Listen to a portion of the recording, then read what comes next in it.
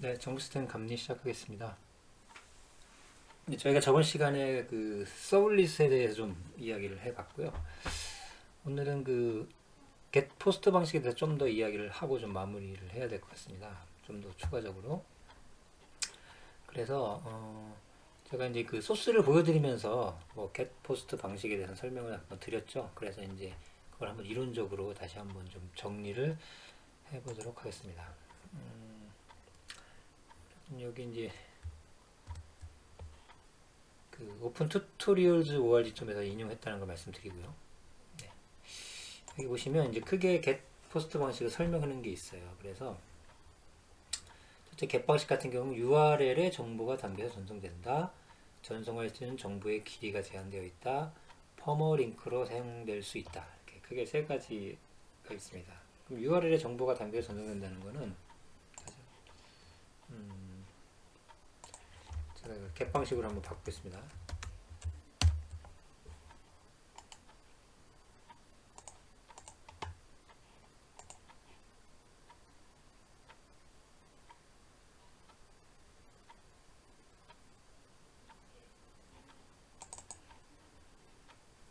네, 이렇게 이제 그 입력 화면이 나오고요. 아이디하고 패스워드를 입력해서 제가 로그인 버튼을 누르면 서버로 이 입력된 값이 이제 전송이 됐죠. 그리고 이제 서버에 서블릿이 구동을 해서 다시 서버에서 요 두 개 도출, 두 핸들이라는 이런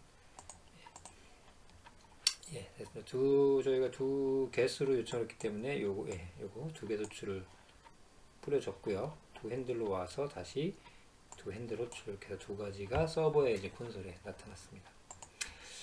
여기 보시면 그 URL을 보면 이렇게 방금 말씀드린 대로 이제 어떤 값들을요, 그죠?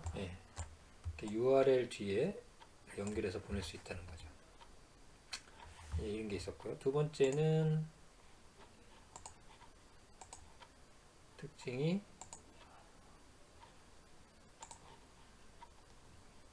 그렇죠? 전송할 수 있는 정보의 길이가 제한되어 있다. 자, 이건 뭐냐면 그 어떤 URL을 통해서 이게 값을 저희가 전달하잖아요. 이게 결국 URL을 통해 전송을 하기 때문에 제가 만약에 이 아이디에다가 짧은 지금 한 하나 둘 일곱 개짜리 영문자를 넣었지만 여기에 이제 아주 긴 그 문자열을 입력을 하게 되면 결국 그 URL 그죠? 뒤에 이제 그 URL 뒤에 붙어 날아가겠죠. 그래서 예를 들어 제가 좀 많이 넣어보겠습니다. 넣어보고요. 비밀번호 같은 경우도 죄송합니다. 넣고 이제 많은 걸 넣었어요. 로그인 버튼 눌러보겠습니다. 일단 뭐 이거는 이제 서버로 전송이 됐어요. 그래서 아이디 값이 길게 입력한 것이 화면으로 리턴되게 볼 수 있고 이제 URL을 봐도 그렇죠. 보시면 이거 물음표 뒤에 이렇게 유저 아이디 있고요. 저희 입력한 값이 이렇게 전달이 되고요.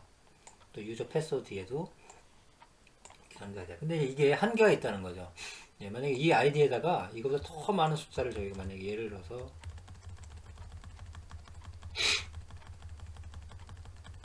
좀 이렇게 입력을 했다고 가정을 해볼게요. 그리고 이렇게 입력해서 전송을 하게 되면 그죠? 뭐 이 정도 값도 이제 응답이 되죠. 그리고 이걸 계속 늘려가다 보면은 어느 순간에 이제 전송을 못 한다는 겁니다. 이 URL 길이에 이제 한계가 있기 때문에 이 정도까지 이제 전송을 하죠. 그래서 이렇게 그러니까 데이터 값이 아주 클 때는 만약에 URL 방식으로 전송을 못하는 그 길이 제한 때문에 걸릴 때는 할 수 없이 이제 포스트 방식으로 보내줘야 된다는 이야기를 하는 겁니다. 그 다음에 이제 이야기하는 것이 바로 여기 퍼머링크로 사용될 수 없다는 얘기네. 퍼머링크. 이게 이제 퍼머넌트 링크의 약자고요. 퍼머링크로 사용될 수 있다라는 건 뭐냐면요.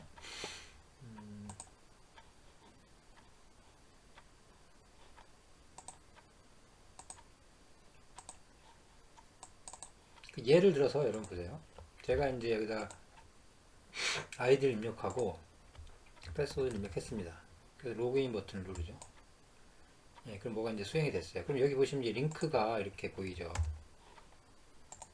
URL. 예, 이 URL을 이제 보내죠. 근데 이 URL을 만약에 그대로 카피해서 제가 다른 분한테 만약에 보냈다고 가정해 볼게요. 예, 제가 어떤 다른 분한테 이 URL 알려줬어요.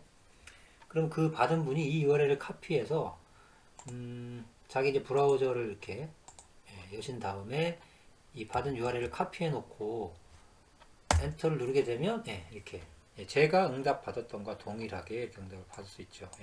이런 게 이제 퍼머 링크라는 거죠.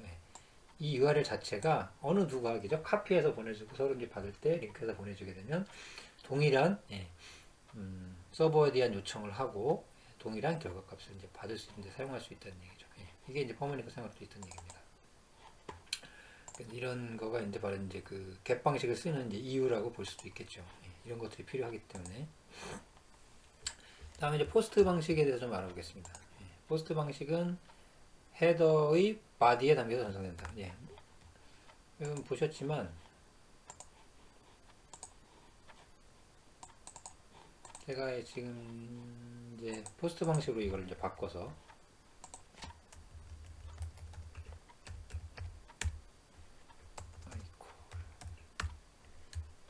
쉐이브하고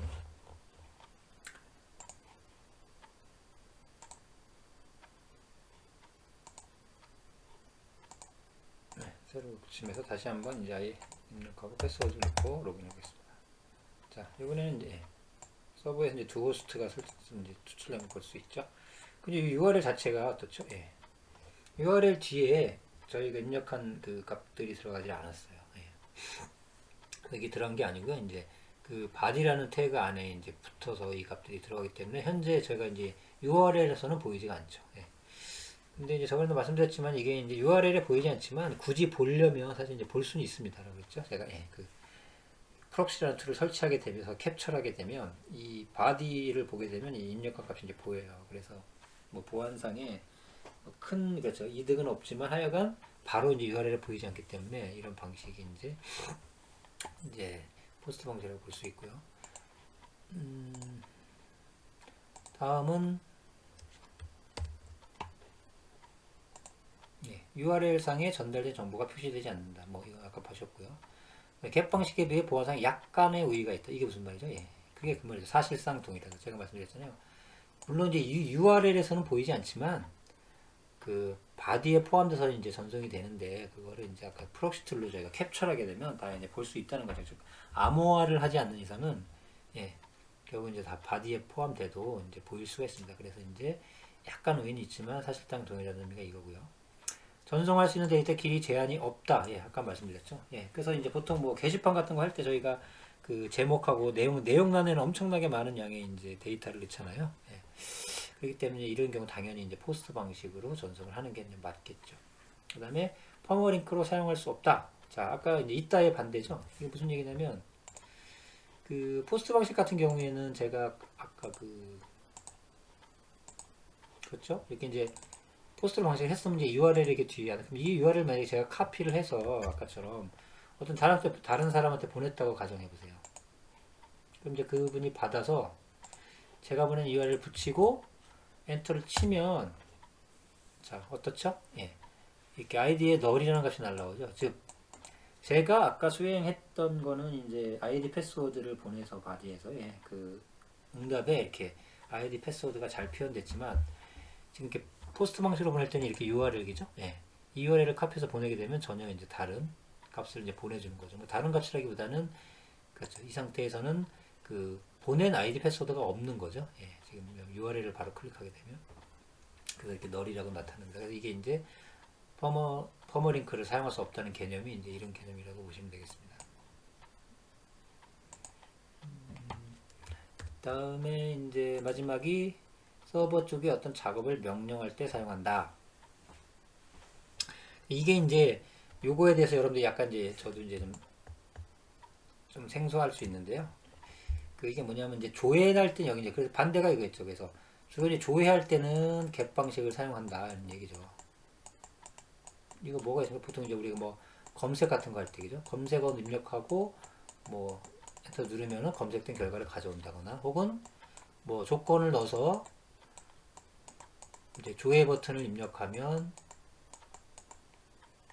어떤 우리가 이렇게 목록 같은 게 리스트가 목록으로 쭉 출력된다거나 이런 경우 있죠. 예. 그럴 때는 요 이제 겟 방식을 이용하는 얘기고, 나머지 그다음에 등록한다거나, 그죠? 그다음에 삭제한다거나 혹은 업데이트 할 때는 이 겟 방식을 쓰지 말고 포스트 방식을 쓰라는 이야기입니다.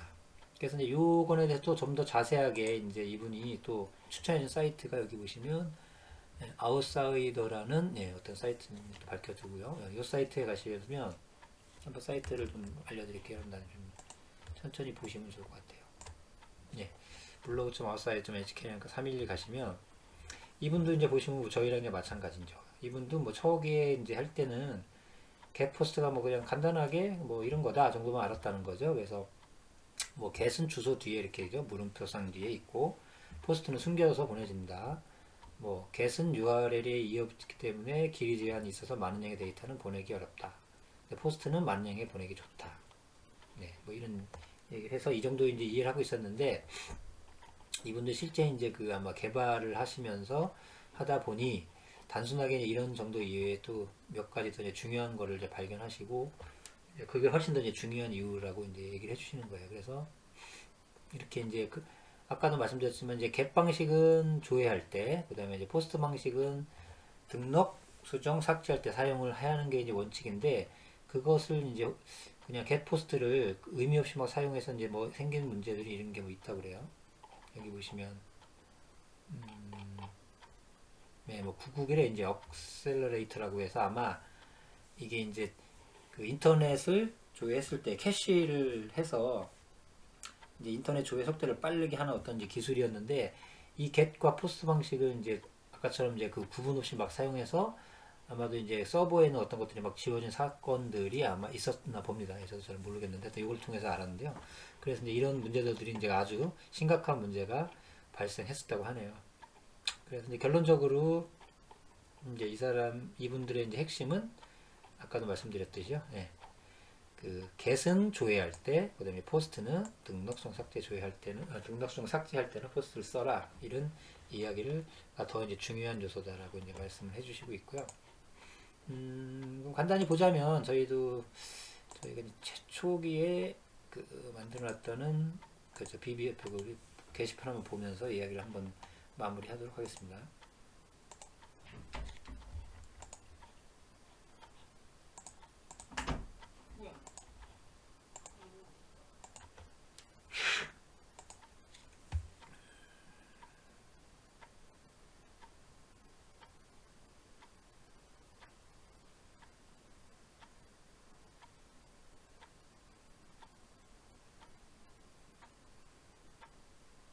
이건 뭐 이제 웹 어플리케이션은 물론 이제 복잡한 구조긴 하지만 결국에 가장 기초적인 거는 뭐 이제 그죠?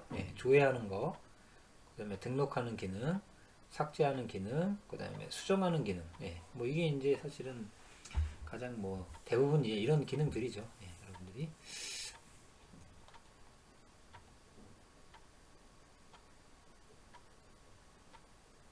게시판이 잘 떴네요. 저희가 이제 최기에 보였던 거죠. 그래서 이런 이제 지금 결국 이제 저희가 최초에 조회를 했잖아요. 이렇게 이럴 때는 당연히 이런 방식은 그 이제 겟 방식을 쓰는 게 좋다는 얘기죠. 그래서 이걸 눌러보겠습니다. 제가 이걸 누를 때 조회를 하게 되면 이제 어떤 게 나왔죠. 그럼 여기 보시면 조회할 때는 목록에 대한 어떤 조회할 때는 여기도 보시면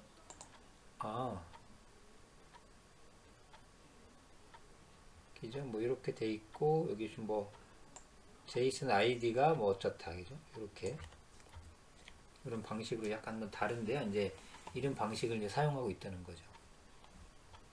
다시 이제 목록으로 갈 때도 이렇게 이제 복구한 거를 보실 수가 있습니다. 그 다음에 이제 만약에 이제 등록 같은 경우죠. 이렇게 등록을 눌러서 뭐 이제 카테고리명을 이렇게 넣고 이게 좀 등록 버튼이 있습니다. 그래서 이렇게 등록 버튼을 누를 때는 아까 말씀드린 서버에 포스트 방식으로 이제 하라는 거죠. 등록을 할 때는 포스트 방식으로 던져서 그 이제 하면 되고요. 그 다음에 이제 수정도 마찬가지죠. 여기 들어가서 저희들이 만약에 뭐 이렇게 수정을 했다. 이 경우에 이제 수정 버튼을 누르겠죠. 이럴 경우에도 포스트 방식으로 서버로 전송을 하는 얘기입니다. 그 다음에 들어가서 이제 저희가 이걸 조회한 다음에 이렇게 삭제 버튼을 눌러보겠습니다. 삭제를 할 때도 서버에는 포스트 방식 이렇게 좀 그 영역을 좀 나누어서 해야만 문제점들이 이제 안 생긴다는 걸 아까 쭉 그 사이트에 가시면요 이야기를 해주고 있습니다. 네, 그래서 저희가 이제 두 포스트에 대해서는요 오늘 이것으로 좀 마치도록 하겠습니다. 그리고 이제 내일은 이 웹플랫폼 관련해서 여러분들이 이제 그 URL 인코딩에 대해서 좀 더 이야기를 해드려야 될 것 같아요. 여러분들이 보셨겠지만 이렇게 저희가 이제 URL을 보내다 보면은 뒤에 이렇게 뭐 퍼센트 어쩌고저쩌고 해가지고 막 문자들이 복잡하게 나타나는 걸 보신 경우가 있을 거예요. 그래서 이제 그런 것들이 무엇인가에 대해서 얘기를 좀 해보도록 하겠습니다. 네, 이상으로 마치겠습니다.